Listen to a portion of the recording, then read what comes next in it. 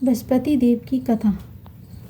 प्राचीन काल में एक बहुत ही निर्धन ब्राह्मण था। उसके कोई संतान नहीं थी। वह नित्य पूजा पाठ करता परंतु उसकी स्त्री बहुत मलिनता के साथ रहती थी। वह न स्नान करती और न किसी देवता का पूजन करती। प्रातःकाल उठते ही सर्वप्रथम भोजन करती, बाद में कोई अन्य कार्य करती। इस कारण ब्राह्मण देवता बहुत ही दुखी रहते थे। पत्नी को बहुत समझाते किंतु उसका कोई परिणाम न निकलता। भगवान की अनुक्रमा से एक समय उस ब्राह्मण की पत्नी गर्भवती हुई और 10वें महीने में एक सुंदर कन्या को जन्म दिया। निर्धन ब्राह्मण कन्या के जन्म से बहुत दुखी हुआ। धीरे धीरे ब्राह्मण की कन्या बड़ी होने लगी।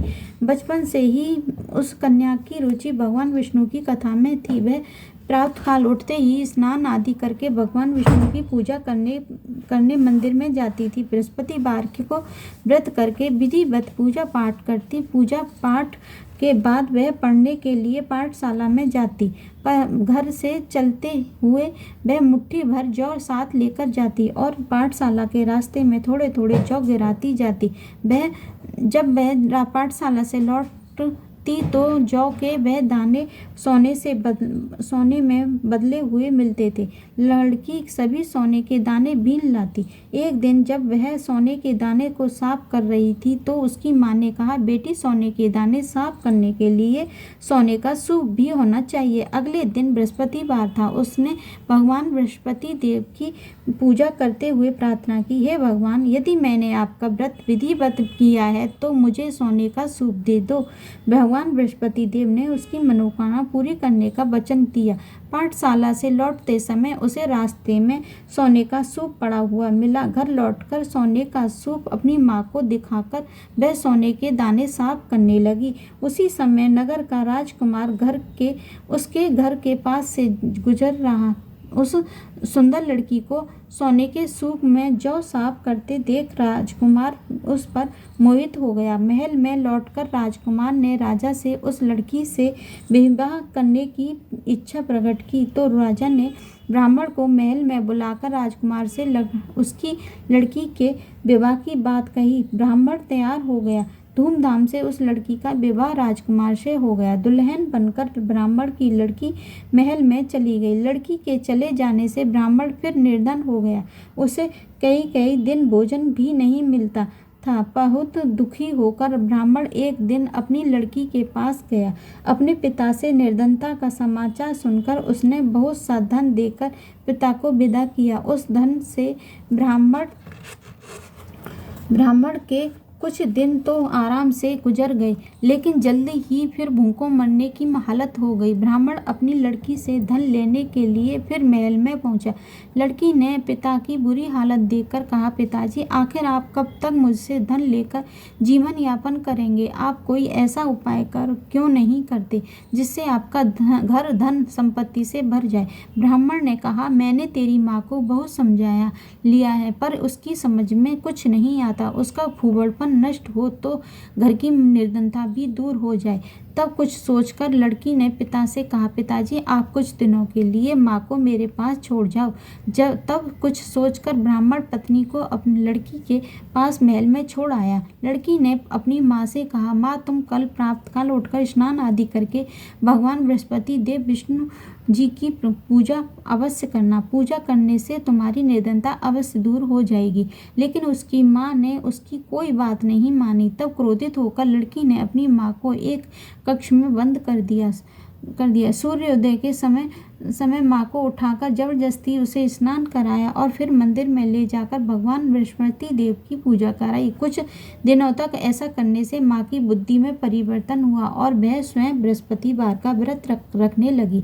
उसके व्रत रखने से ब्राह्मण के घर में भगवान विष्णु की अनुक्रमा से धन की वर्षा होने लगी। दोनों पति पत्नी धन संपत्ति पाकर आनंद पूर्वक जीवन यापन करते हुए विष्णु धाम को चले गए। लकड़हारा बने राजा ने उस साधु से भगवान बृहस्पति देव की यह कथा सुनकर बृहस्पतिवार का व्रत करके भगवान विष्णु की पूजा की। उस दिन से उसके सभी कलेश दूर हो गए। लेकिन अगले बृहस्पतिवार को काम काज में अधिक व्यस्त रहने के कारण उसने भगवान बृहस्पति देव का व्रत नहीं किया। भगवान बृहस्पति देव लकड़हारे से क्रोधित हो गए और उसे भूल की सजा दी। उस दिन राजा के ने नगर में घोषणा की करके सबको सूचित किया, प्रत्येक नागरिक मेरे महल में भोजन करने आए, जो नहीं आएगा उसे अपराधी मानकर भारी दंड दिया जाएगा। लकड़हारा बने राजा ने उस नगर के स्वामी की घोषणा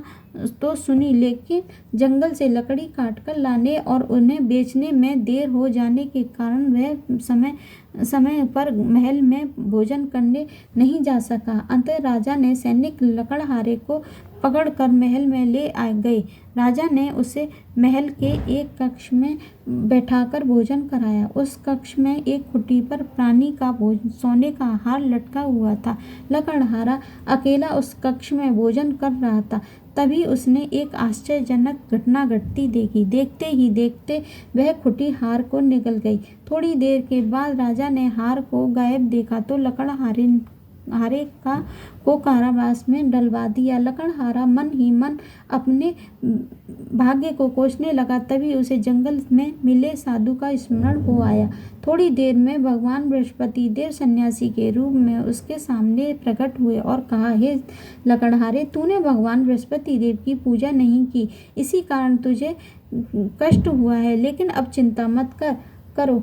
भगवान बृहस्पतिवार के दिन कारागार के दरवाजे पर तुम्हें कुछ पैसे पड़े हुए मिलेंगे। उन पैसों से भगवान बृहस्पति देव का व्रत करके उनकी पूजा करोगे तो तुम्हारे सब दुख नष्ट हो जाएंगे। बृहस्पतिवार के दिन दरवाजे पर पड़े मिले पैसों से चने और गुड़ मंगवाकर लकड़हारे ने बृहस्पतिवार की कथा कही तो भगवान बृहस्पति देव ने प्रसन्न होकर उस नगर के राजा को सपने में लकड़हारे को कारागार से मुक्त करने को कहा।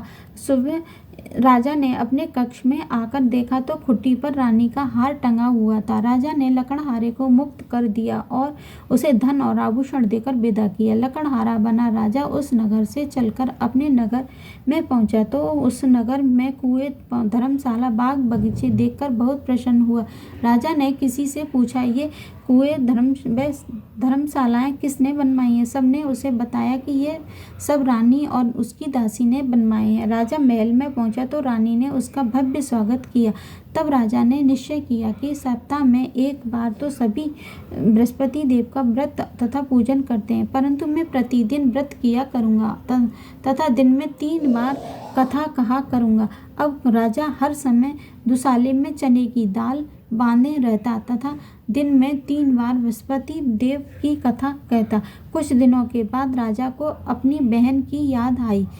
एक दिन घोड़े पर सवार होकर राजा अपनी बहन से मिलने चल दिया था। अभी राजा नगर के बाहर पहुंचा ही था कि उसने कुछ लोगों को एक शव को ले जाते हुए देखा। राजा को स्मरण हो आया कि आज उसने किसी को बृहस्पतिवार की व्रत कथा नहीं सुनाई। राजा ने उन लोगों को रोककर कहा, भाइयों, आप सबको ले जाने से पहले मुझसे बृहस्पतिवार की कथा सुन लें। लोगों ने राजा पर क्रोधित होते हुए कहा, तुम पागल तो नहीं हो?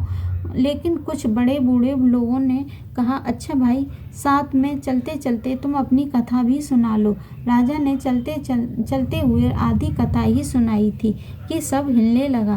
राजा ने पूरी कथा सुनाते ही सब उठकर बैठ गया। लोगों ने हैरानी से दांतों तले उंगलियां दबाईं और अगले बृहस्पतिवार से भगवान बृहस्पति देव का व्रत करने व कथा सुनने का निश्चय कर लिया। अब घोड़े पर सवार होकर राजा चलते हुए एक किसान के पास पहुंचा। किसान अपने खेत में हल चला रहा था। राजा ने कहा, अरे भाई, मुझसे बृहस्पतिवार की कथा सुन लो। किसान झुंझलाकर बोला, अरे भाई, देख नहीं रहे हैं जितनी देर तक तुम्हारी कथा सुनूंगा उतनी देर में तो पूरे खेत में हल चला लूँगा। राजा निराश होकर चलने लगा। तभी किसान के बैल लड़खड़ाकर जमीन पर जा गिरे। किसान के पेट में भी जोर का दर्द होने लगा। उस किसान की पत्नी जब खाना लेकर आई तो उसने किसान से इस बारे में पूछा। किसान ने घुड़सवार की पूरी कहानी सुनाई। किसान की पत्नी दौड़ती हुई राजा के पास पहुंचकर हाथ जोड़कर बोली, भैया मैं तुम्हारी कथा सुनने को तैयार हूँ। राजा ने उसके साथ खेत पर पहुंचकर बृहस्पतिवार की कथा सुनाई। तभी बैल उठकर खड़े हो गए। किसान के पेट का दर्द भी तुरंत ठीक हो गया। राजा अपनी बहन के घर पहुंचा तो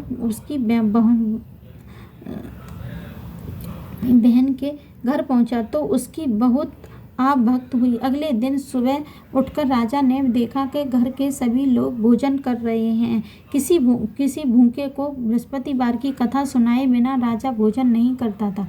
उसने बहन से कहा, बहन क्या घर में कोई ऐसा व्यक्ति है जिसने अभी तक भोजन न किया हो? उसकी बहन बोली, भैया हमारे घर में तो क्या आपको पूरे नगर में कोई ऐसा व्यक्ति नहीं मिलेगा जिससे सुबह सुबह भोजन न ही किया हो। तब राजा ने बहन के घर से निकलकर उस नगर में बिना भोजन किए एक व्यक्ति की तलाश की।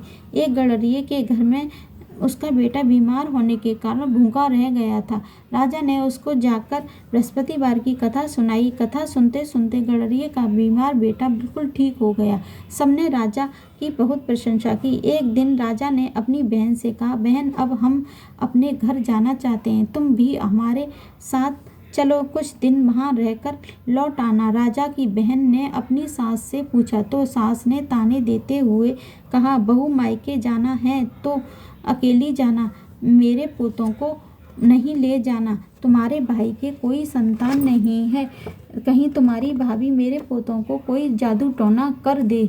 दूसरे कक्ष में बहन की सास की बातें सुनकर राजा दुखी मन से अकेला ही अपने नगर को लौट गया।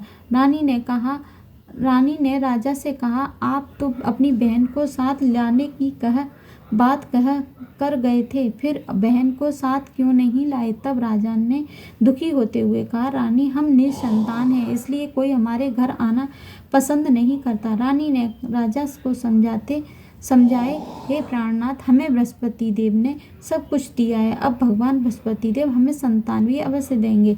बृहस्पतिवार को विधिवत व्रत करते हुए राजा रानी ने भगवान बृहस्पति देव से संतान के लिए प्रार्थना की। कुछ दिनों के बाद उन्होंने स्वप्न में दर्शन देते हुए कहा, हे राजन, तेरी मनोकामना अवश्य पूरी होगी। 1 सप्ताह बाद ही रानी गर्भवती हो गई। 10वें महीने रानी ने एक सुंदर पुत्र को जन्म दिया। राजा रानी जीवन पर्यंत बृहस्पतिवार का व्रत करते रहे। उनके घर में धन की वर्षा होती रही। इस तरह आनंद पूर्वक जीवन यापन करते हुए राजा रानी भगवान बृहस्पति देव की अनुकंपा से मोक्ष को प्राप्त करके सीधे वैकुंठ धाम पहुंच गए। बृहस्पतिवार को विधिवत व्रत करके जो स्त्री पुरुष भगवान विष्णु की पूजा करते हैं, भगवान उनकी सभी मनोकामना पूरी करते हैं। जय बृहस्पति देव की जय। बोलो विष्णु भगवान की जय। बोलो लक्ष्मी माता की जय।